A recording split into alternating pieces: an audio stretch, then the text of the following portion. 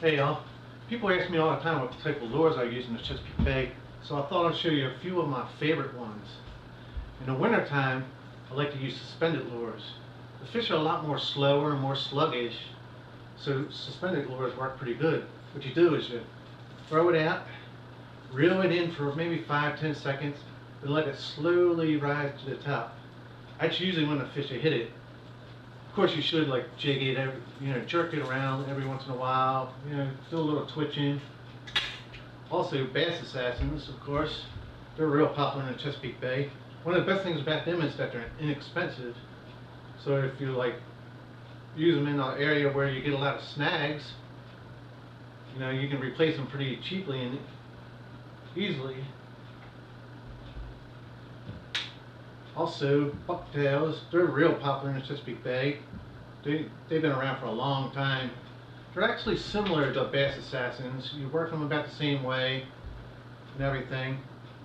You can actually put a bass assassin onto a bucktail to make it even beefier. Now, popper. I love these things. If I suspect like a fish are feeding near the surface, I like to throw these out. It's like, say the fish are right here, and kind of like try to keep the lure above the fish.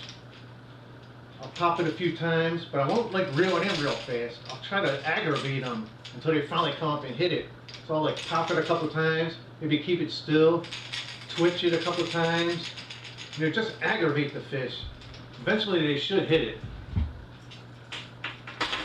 Next, one of my most favorite lures of all is a sassy shad.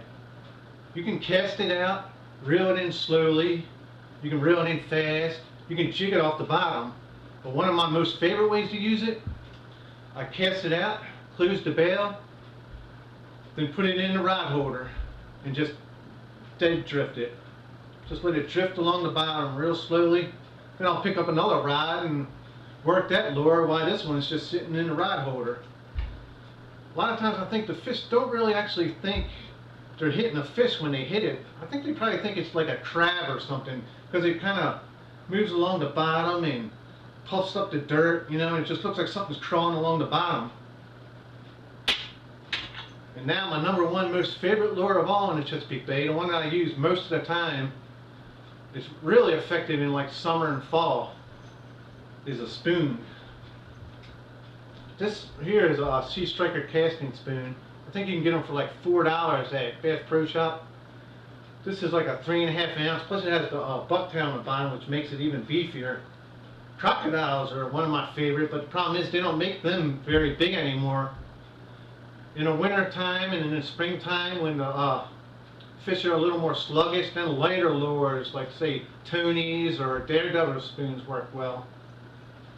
But I really believe that if you're using this lure properly in the Chesapeake Bay and you don't catch a rockfish with it, the rockfish aren't around. They cannot resist this lure. So next time you're out there, try some of those lures. They work good. And action.